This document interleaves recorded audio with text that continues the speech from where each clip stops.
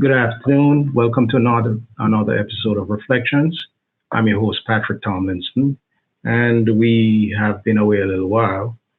However, today we have an exciting guest who is taking time out to come to speak to us, both about himself, his life, and his business. Today I have the pleasure of welcoming Dan Aguilera, businessman, entrepreneur, tech expert. Welcome, Dan. Hello, Patrick. How are you? Well, thank you for taking time out of your busy schedule to appear on Reflections. And you have a very interesting background, Dan. Just by way of background, as we met at a small business conference, and Dan is a tech entrepreneur. So before we get into that, Dan, I'd like to ask you, um, tell us a little bit about your early life and where you grew up. I grew up in New York City, and as a kid in New York City, it's lots of fun growing up in the city. A lot of places to go and have fun. So I grew up in the city. Then when I reached 18 years old, I wanted some excitement in my life, and I joined the military. And I've been active duty military. Then after a few years, I decided to go into the reserves because I've been many deployments and I wanted to spend time more at home and getting back into civilian life. And then when a few wars kicked up again, I went back into active duty. So I've been active duty, reserve, active duties, and now I'm at my retirement point where I'm starting this new business. Okay, excellent, excellent. So I saw where you were policy and strategy analyst with the National Guard Bureau. Without broaching too many details, tell us a little bit about what was that and how did that help to shape you and to build you and to guide you. Sure. Well, the National Guard, most people, there's not a lot of people that understand the whole structure of all the military. You got your major active duty, Army, Navy, Air Force, and Marines, and the Coast Guard. But the National Guard basically is the military for the U.S. And they're broken down into states. So every state has a National Guard, which they have an Army side and an Air side. And they're broken down into like the Army National Guard, and then the Air National Guard is it's the Air Force type of component, but they call it Air National Guard. Same rules that run the Air Force, but it's for individual states.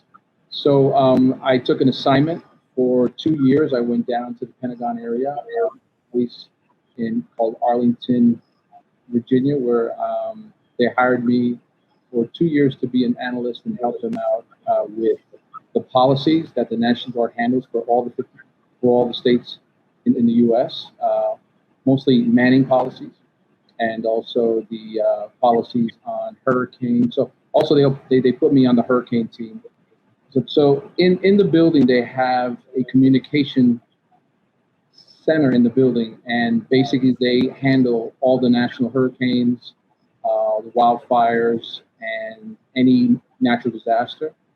And they coordinate all the National Guards in all the states to be as a communication point. So actually for the Capitol riots, they coordinated them, and all the troops went down there. So one of my jobs is to work in a team function and handle all the issues, logistics, money, planning, policies, all that stuff. Okay, that says a lot. That says a lot. It's a lot, but it's a big team. It's not just me. Okay, okay, and it becomes even more into focus as we've been having so many more hurricanes and natural disasters. I mean, do you want to share, your thoughts on because we have had Ida, we have had Well, quite a few. I mean, the media won't really talk about what the National Guard is doing, only because it's part of strategy and it comes down from the president. But basically, they'll report them as far as what they're doing. For example, the southwest border and all the illegal crossings on the border. They called the National Guard to assist the Border Patrol. The Capitol riots, they activated 3,000 troops and put them at the Capitol, ready to handle any problems. The hurricane in Puerto Rico, we sent I want to say something like, I don't know the exact number, but let's say many troops, helicopters, people on the ground. All that's coordinated with the National Guard out of Washington. Okay. Excellent. So you moved on from there to the Inspector General's program. You're a program manager for the New York Air National Guard. Yeah, well, the National Guard was my last active duty job. Prior to that, I was an inspector for a base out in Long Island. There's a rescue squadron out in Long Island called the 106 Rescue Wing, and what they do is handle any rescues out at sea. And they have, and I was the inspector on the base, so I would pretty much like the inspector type general that works out of the IRS or the government, where they go into each policy on the base and make sure they're doing what they're supposed to be doing. So that's what I was doing for about 3 years there. Okay. And then you moved, is this in civilian life as a quality assurance inspector? Right. So when I got off active duty, I went into reserve. So let's say, for example, if you look at what I gave you, active duty was 10 years in the Navy. I deployed on 2 ships overseas to the Mediterranean and then out to the Pacific Ocean. And then that was 10 years of active duty. And then after that, I decided I need a break because, when you go on deployments, it's very hard on the family. So I went to the reserves, and when I joined the reserves, I joined the Air National Guard. So it's a mixture of both. Okay. But this is a very interesting assignment because you were an inspector. Bombardier is the manufacturer for trains, right? Trains and airplanes and. Correct. So when I got off active duty and I got established in the reserves, I went to look for a job, and based on my skill set, and I have a lot of aviation background, inspections. I'm sorry, I didn't get that. Aviation. Oh, aviation. Background. Right. I was a helicopter mechanic, a jet engine mechanic. I worked on four different airplanes, props, jets, helicopters. And when I got out, there's not much jobs out there for inspectors for aircraft because, it's usually just the airlines or maybe some manufacturer, but there's not a lot of jobs. So I had a recruiter call me up, and he said, "Hey, I see you have a lot of inspection skills, and aviation is very regulated, so it's very specific." So he says, "I have the air train at a Newark airport. They need inspectors. Would you be willing to take a look at it?" And I went, and so I did, and it's very transferable, all the experience, because basically you're inspecting something something else that's mechanical. And right. I worked on the air train, so I walking on the tracks, inspecting work, making sure everybody's doing the job. So I did that for a while. Okay, so was this specifically inspecting trains or inspecting the train system and the maintenance and the regulations. So the Port Authority of New Jersey, the Port Authority at the airport, they actually own the air train, but the company that ran it, that handled everything for them, was called Bombardier, which is a Canadian company, and they build airplanes and trains. Okay. So what were some of the highlights, or what were some of the things you took away from that assignment that I think, I think the biggest thing is the difference between military and civilian operations. So the military is very regimented, and everybody's kind of like, are working for the government. Like Department of Defense, and they have their rules. And then when you get out and you work for the civilian side, you're actually it's different structure, different type of regulations, and also different environment, like the work environment, very different. Everybody has, you know, obviously if you work with military guys, they're, you know, very gung ho and can work, you know, all day very hard. And then when you get on the civilian side, you know, every company's a little different. You have some very active companies that, you know, everybody works very fast paced, and some of the companies, everybody's kind of, you know, laid back a little bit. So one of the biggest the hardest transitions was talking to a civilian company and saying, hey, you know, you're working too fast or you're working too hard. Slow down a little bit. You know, you're making other people look bad. So I had a lot of that. Okay, okay. So you're one of the lead inspectors at the Newark Airport, the air train, and you Right. said it was almost a $390 million capital replacement program. Right. So they were trying to. Well, that's already passed. It was a while ago, but they updating their whole train system. They're putting, you know, new equipment on the trains, air conditioning and rail and power systems. So they hired me on board to help in that project. And yeah, it's a $385 million capital improvement project on the trains. And I spend a lot of time testing trains and learning how the system works, and being with many engineers. And as they implement their new systems or install it, I go in and I inspect it. Oh, okay. Did you find it rewarding? Very rewarding. You know, Oh, Bombardier is a okay, very big company, and I really enjoyed working for them. okay, Yeah, so lots of training. okay. And from those skills developed, you moved on to be a flight test inspector for the Boeing helicopter company.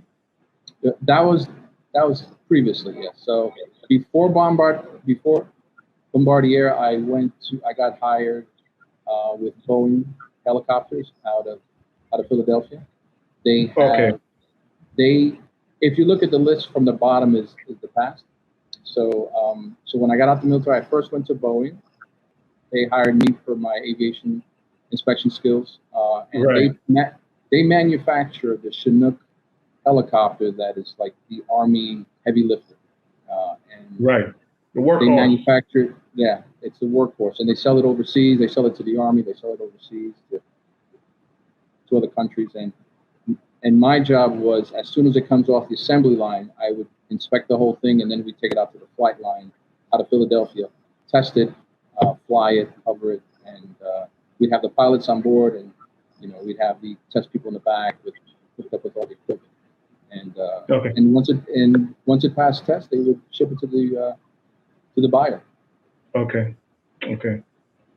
And prior to that, you were a flight test engineer, as you said, with the Right. U.S. Air Force. Right. So I started off as a helicopter mechanic, and then from there went to different airplanes, and then finally I decided to go take the flight mechanic route, and I started flying in airplanes, fixing them. So we would go on a mission, and they had a flight mechanic, and then on bigger aircraft they actually have somebody called a flight engineer, which sits between the pilots, and as the Right. pilots fly it, I'm the one handling all the systems, and then I finally upgraded my position to a flight engineer. So the flight engineer position is part of the crew. So it's not an engineer like a design engineer, but more like a Right. train engineer where the train engineer drives it. Right. So the military flight engineer sits in the cockpit, and you can imagine how big. I mean, it's usually for multi-engine type aircraft like a 747, things of that Right. bigness. So And you monitor the systems, right? The fuel right. systems. Right. So as they're flying, I'm monitoring engines, transferring fuel, doing all the calculations for the landings and the takeoffs, checking the weather. So I'm busy as they're flying because they need a lot of help. Information. Yeah. That's very exciting. Very exciting. Very Yeah. exciting. Um, so did you play any sports in the military? Did you? Um, Anything extracurricular activities? Um, well, there is sports in there, but it's the military is just like any other type of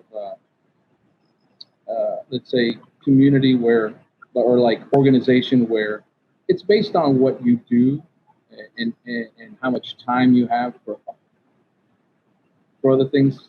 For example, if I work in an administrative type function, I might have a lot of free time.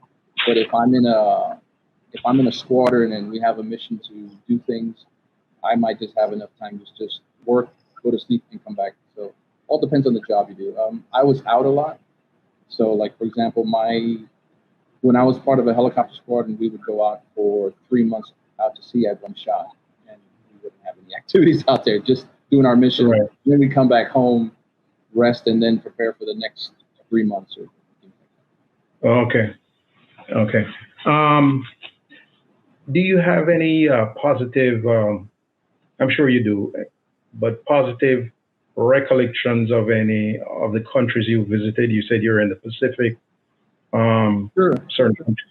Go ahead. I think I think one of my favorite memories is in my last flying position. There is an aircraft called the C-5. It's an Air Galaxy. Force, the Galaxy, which is the largest Air Force airport. It's actually the largest plane in the military, and it has I don't most people wouldn't recognize it unless they see the nose of the airplane open up. It opens up, and then you can like drive in trucks and helicopters and things like that. So I flew that for 10 years, and we did the humanitarian mission when the first Haiti earthquake came. We flew food, water. I mean, immediate response. Like 12 hours later, we landed in Haiti and dropped off food and water. I've done missions taken down to the war zone. We land in the war zone. We turn around and we fly out and we bring supplies and food and things that the base needs wherever it's at. So um, very interesting job because in that job, one mission was like 15 days and you hit 7 countries, Spain, Italy, Germany, and you just hop from country to country dropping off cargo. So when I get back home, it was like 2 days of just resting from all the time zone changes in the time zones. So, but very exciting to be part of an operation like Okay. Um, I'm just wondering. So you didn't spend much time in any particular country. well, it's based on your job. So if my job is cargo delivery, that's what I'm. Unless it's like small type aircraft, or let's say Okay. if I was part of a different type of squadron, Right. they go there and they stay in the war zone for 6 months or a year.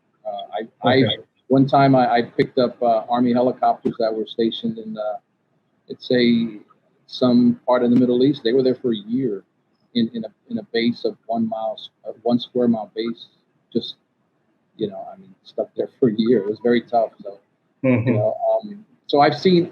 I think one of the privileges I've had, or one of the exciting things that I've seen many different bases that people will probably never see, and even people in the military don't go to because I was able to travel there, deliver their cargo, and bases in I'm talking South Africa, small islands. Uh, there's an interesting island I went to. It was called out in I think it was called Pago Pago, which is out in the middle of in the Hawaiian area. Right. It's just like a little island out there. And when I went there, I landed. I saw people with grass skirts. The guys had like the flower skirts and things that you see like in movies. I saw a lot. I was like, wow, that's really interesting.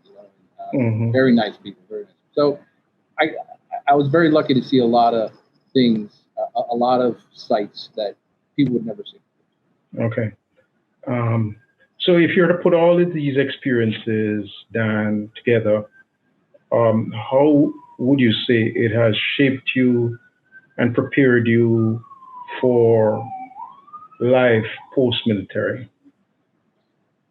The one thing is understanding humanity a little better because when you're able to see the world at a high level and not just in an airplane, high level, but high level meaning like the countries, all the nations that we have are connected by certain things, education, food, water, and if you were just raised in one area, let's say I was raised in New York City, and then I take a flight and we wind up in South Africa, and there's some people that live in huts and some people that live in apartments and some people that have no food.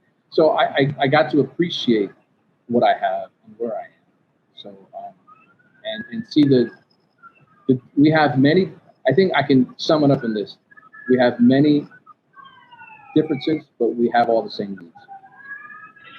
I didn't get the last one. We have many differences, but all the same needs. All the same needs. All the same needs. That's it's very interesting and very insightful also. So, how would you characterize the skills you acquired? How would you characterize those skills as enabling you to get into what you do professionally now as an entrepreneur?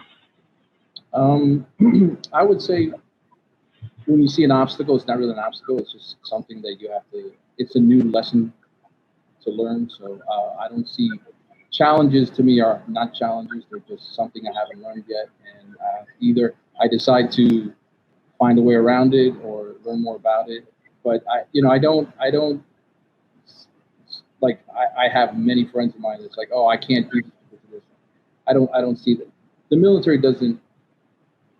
It helps you overcome obstacles, that military mindset. And that's why when people get out, they have a very tough time on adapting back to civilian life, because there's people have a lot of issues or complain about things, and some military do have. I mean, I'm not perfect. There are some things that I do complain about, but I don't have that mindset anymore where I can't overcome something, or if I really want something, I'll just go after it and nothing can stop me. Okay. So what I was focusing on was that you're currently an entrepreneur, and I wanted to, just in closing, in the remaining few minutes that we have, try to get from you what skills you developed or attitudes that you acquired, whether you had them a long time ago or the military assisted in honing those skills. What were these skills that directed you or channeled you to become an entrepreneur? I would say that in life we have our stepping stones that take us to the next level. And I would say my last job in Washington was a big one. I worked with some really great people, and one of the things that I've learned about is that there's a strategy to everything. And I worked actually in the strategy office, and sometimes you just want to make things happen and try to kind of push it through, and it just doesn't work like that. Government doesn't work like that. People don't work like that. You have to be able to understand the other. You have to at least understand. If you can't put yourself in their shoes, you have to understand their shoes. So that way you can work together, or to see if it's a good fit or not. So I decided to get into business now, because when I was younger, I've tried to get into business, but it's very complex. There's a lot of puzzles you have to put together. But after doing a lot of strict policy and strategy, I understand more how laws are written, how government works, and how to work with government. So I decided to say, well, after so many years, let me tip my toe in it now and see, where we'll lead, which led me to you. Okay. Great to you. Okay. So then in the second segment, we're going to look at your foray as an entrepreneur into your company that you formed, Insignia. And how long have you been um, involved with this company, Insignia? Uh, Formally, only 2 months in business in this. I'm just coming off my active duty tour, so I decided to, instead of taking a pause, I decided to go ahead and start this business. So the first month was pretty much just setting everything up, the business structure and doing all the administration stuff. So now I'm in my second month, and now I'm planning. I'm finishing up my business plan and doing my strategy and my advertising campaigns. So hopefully within the third month, I'll be flowing with good some good customers. Okay. I just wanted to ask you in closing, uh, in business or in the military, whatever endeavors we find ourselves in, working with someone is always, we generally never work alone. Okay. So I'm wondering what sort of skills you developed um, on the human resources side, which you find helped you or is helping you now as you take on new vistas and new horizons. Um, Networking is huge. Okay. There, and always asking and seeking help. Most people, I shouldn't say most people, but there's a side of when you meet people who start a business that they kind of rough it out on their own and trying to figure it out on their own. And I would say always reach out for help in your network. There's government help. There's the SBA, the Small Business Administration. So um, I've learned without seeking help and building your network, it's going to be very tough to start a business. Okay. Well, Dan, we're up against the clock. I want to thank you so much for sharing with us. And in the next segment, we will certainly dive into these issues a bit more. Thank you once again, Dan Aguilera, for appearing on Reflections. Thanks for having me.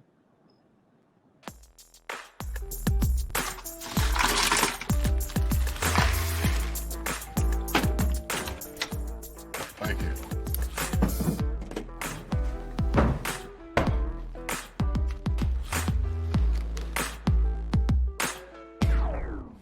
You got a king? Go fish. In your face, in your face. It only takes a moment to make a moment. Take time to be a dad today. When I was in foster care, I never knew when I would have to move. So I always had my suitcase ready to go. Then one day I was adopted. My new parents opened their hearts and home to me. My parents cook my favorite breakfast for me every morning. My parents take me on trips I never thought I would go on. They gave me a home and an even better reason to use that suitcase.